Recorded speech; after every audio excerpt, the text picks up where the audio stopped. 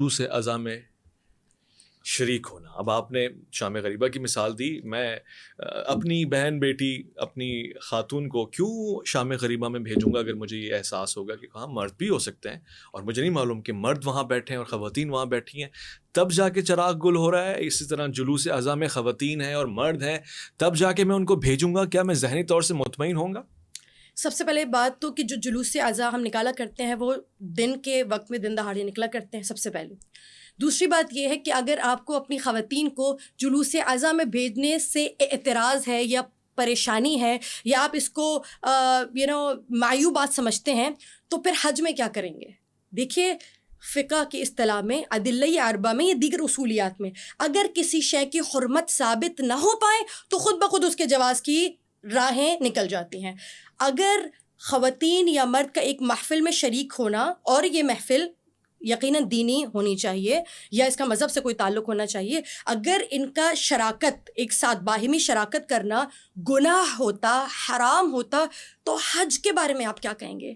دیکھیں اللہ نے مناسک حج کتنے مشکل ہیں, ہے نا. مثلاً آپ دیکھ رہے ہیں کہ شیشہ نہ دیکھیں, ذرا سی بات پہ کفارہ ہے, آپ کو بکرا ذبح کرنا پڑ جاتا ہے. جب اللہ نے اتنا اہتمام فرما دیا تو اگر مرد و خواتین, مرد و زن کا ایک اجتماع میں ساتھ شریک ہونا اتنا باعث عیب ہوتا, اتنی اس میں پریشانی ہوتی, تو اللہ کہتا کہ مرد کو الگ رکھو, عورتوں کو الگ رکھو. اور جہاں اتنے سارے انتظامات ہو رہے, کیا مسئلہ تھا کہ خواتین کا ایریا الگ سے بنا دیتے طواف کے لیے, مردوں کا انتظام الگ سے کر دیتے؟ نہیں تھا نا مسئلہ. تو جب آپ کو وہاں مسئلہ نہیں ہے تو جلوس سے کیا مسئلہ ہے؟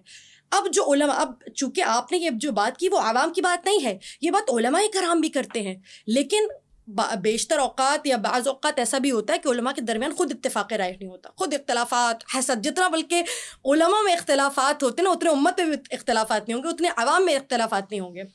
تو جو علماء اس حوالے سے کہتے ہیں کہ خواتین کو کیا ضرورت ہے نکلنے کی, تو سب سے پہلے مناسک حج سے جواب دوں گی اور پھر آؤں گی میں اپنے مدعے کی جانب. خدا کی قسم اگر خدا چاہتا ہے نا کہ مناسک حج ادا ہو, تو وہ چاہتا ہے کوئی ابراہیم بھی بنے, کوئی قربانی دے, کوئی اسماعیل بھی بنے. تو وہ چاہتا ہے کہ صفا و مروہ کے درمیان کوئی حاجرہ جیسا بھی ہو جو دوڑتا ہوا نظر آئے. خدا کو امثال چاہیے, خدا چاہتا ہے, خدا نے ایک ڈیوائن سٹوری کریٹ کر دی ہے, وہ یہ مناظر کو زندہ کرنا چاہتے ہیں, وہ چاہتا ہے یہ ہمیشہ قائم رہیں. اور اگر آپ یہ سمجھتے ہیں, مجھے آپ کا ایک سوال بہت پسند آیا ہے یا پسند آتا ہے, اکثر سنتی ہوں, آپ نے ایک سوال کیا تھا کہ خواتین نبی کیوں نہیں ہوتی؟ جی, نبیہ کیوں نہیں ہوتی, ولیہ کیوں نہیں ہوتی, یا ولایت, بہرحال اس کو چھوڑ دیجیے, نبوت خواتین کو کیوں نہیں ملتی؟ تو دیکھیے ہر منصب کی ایک ریکوائرمنٹ, ایک تقاضا ہوتا ہے. نبوت کا تقاضا کیا ہے؟ نبوت کا تقاضا یہ ہے کہ مثلا تبلیغ دین کی جائے, پتھر بھی کھانے پڑیں گے, رات دن باہر بھی نکلنا پڑے گا, لوگوں کے گھر جا کر لوگوں کو پیغام امن, پیغام خدا بھی دینا پڑے گا, مرد و زن سب سے مل کر گفتگو کرنی پڑے گی. یہ تقاضا ہے نبوت کا. خاتون ہونے کا کچھ اور تقاضا ہے. خاتون ہونے کا تقاضا کیا ہے؟ ایک خاتون ہونے کا تقاضا کیا ہے کہ باحجاب ہو, ظاہر رات میں پروٹیکشن کی وجہ سے باہر نہیں جا سکتی, ہر مرد و زن سے تبلیغ کے لیے بات نہیں کر سکتی. مثلا ایک ٹیچر ہونے کا تقاضا اور ہے, ڈاکٹر ہونے کا تقاضا اور ہے. تو جب ان کے تقاضوں میں اور ان کی جو ریکوائرمنٹس ہیں اس میں اختلافات ہے نا, ٹھیک ہے, سمجھ آ میری بات. جب جو نبوت چاہتی ہے وہ عورت کے اندر جو ریکوائرمنٹس ہے وہ موجود نہیں ہے, دونوں کی ریکوائرمنٹس نہیں ملی. تو یہ وجہ ہے کہ ایک عورت جو ہے وہ نبی نہیں بن سکتی. لیکن مجھے بتائیے بغیر ہاجرہ کے کوئی اسماعیل بن جائے گا؟ بغیر مریم کے عیسیٰ ہو سکتے تھے؟ اگر مریم خدا کی بات پر, خدا کی رضا کے آگے سربہ سجود ہو کے یہ نہ کہتی ہاں خدا میں تیار ہوں اس بڑی قربانی کے لیے, کیسے ممکن تھا؟ شراکت لازمی ہے. اور خدا کی قسم, اب میں جو جملہ کہنا چاہتی تھی اور آپ نے جو سوال کیا, حقیقتاً اس کا جواب کہ اگر آپ یہ سمجھتے ہیں کہ کوئی جلوس خواتین اور بچوں کے بغیر ہو سکتا ہے تو خدا کی قسم کربلا نامکمل ہے, دین نہ ہوتا. خدا کی قسم شاہ است حسین, بادشاہ است حسین.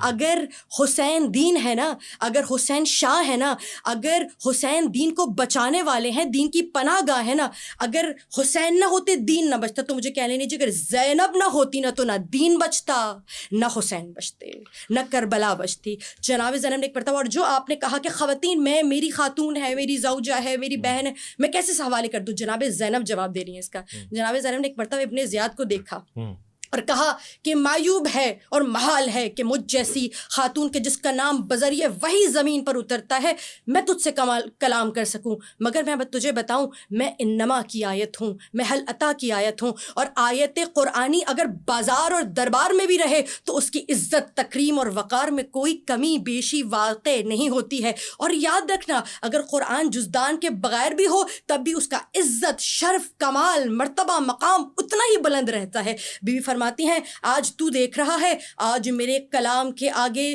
سیف ذوالفقار حیدری خاموش ہے، میری زبان کی کاٹ سے زیادہ کوئی اور چیز تیز ہو سکتی ہے؟ بی فرماتی ہے تو مجھ سے یہ کہہ رہا تھا نا کہ آج اگر میرے آبا و اجداد زندہ ہوتے تو دیکھتے کہ کیسے خواتین دربار میں کھڑی ہیں، تو آج میں تجھے کہتی ہوں ابو طالب کہہ رہا ہے میرے لہجے میں، آج ہاشم تیرے ایوان میں چلا رہا ہے۔ اور ہاں میں تجھے بتاتی ہوں اگر آج تیرے بزرگوار زندہ ہوتے تو وہ دیکھتے کہ صفین کا میدان بدلا ہے، جمل کا میدان بدلا ہے، سورما بدلا ہے، لیکن میرے خطبے کافی ہیں تمہیں سراسیمہ کرنے کے لیے۔ دیکھ رہا ہے آج میرا سجاد خاموش ہے، فضا کے آگے حسین بن نمیر کی ہمت نہیں ہے کہ وہ نظریں اٹھا کے دیکھ سکے، میری رباب کے آگے تیرا حرملہ کانپ رہا ہے۔ تو حقیقتاً اگر یہ خواتین نہ ہوتی میرا نہیں خیال کہ کربلا ہم تک اس طرح سے پہنچ سکتی۔ خاتون کا ہونا ہر شے میں، ہر چیز میں اس کی شراکت ضروری ہے۔ اگر جلوس میں آپ سمجھتے کہ خالی مرد حضرات کافی ہوتے تو یقیناً آپ علم اٹھا رہے ہوتے، نہ بچوں تک وہ تہذیب منتقل کی جا سکتی تھی۔ اگر خواتین نہ ہوتی تو آج سوال بھی نہ کرتے آپ کہ بھائی یہ جلوسوں کا سلسلہ جاری کرنے کی ضرورت کیا ہے۔ حقیقتاً مرد و زن دونوں کا کسی بھی روایت، کسی بھی تہذیب و تمدن کو آگے لے کر چلنے کے لیے میرا یہ خیال ہے کہ مرد و زن دونوں کا ہونا ضروری ہے۔ اور اگر خاتون لباس میں ہے، اچھے لباس میں، تو یاد رکھیے گا عفت اور پاک دامنی میں آپ کو بتاؤں حجاب کی بھی محتاج نہیں ہے۔ اچھا جی، اگر خدا نے آپ کہہ رہی ہیں کہ خواتین بے حجاب ہو کے جلوس میں آ جائیں؟ نہیں، بات مکمل کرنے دیں گے۔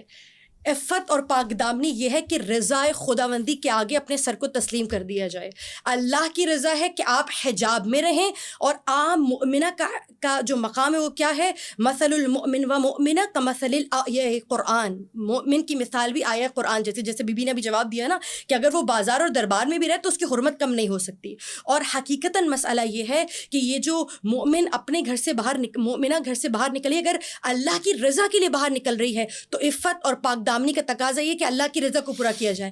لیکن اگر اللہ کی رضا یہ ہے کہ اے زینب، اے حسین، آپ کی بہنوں کا پردہ لٹ جائے گا، آپ کی بہنوں کی چادریں چھن جائیں گی، تو اللہ کی رضا کے لیے اس چادر کا لٹا دینا بھی پاک دامنی ہے، عفت ہے۔ تو آپ کیا سمجھ رہے، کیا جناب زینب کبریٰ کی اگر چادر چلی گئی تو کیا وہ عفت اور پاک دامنی کے درجے سے نیچے آ گئے؟ نہیں، اصل میں حقیقتاً رضائے الہی سب کچھ ہے۔ اگر رضائے الہی ساتھ ہے تو اگر بازار میں چادر چھن بھی جائے تو پاک دامن بیویوں کی عزت و تکریم میں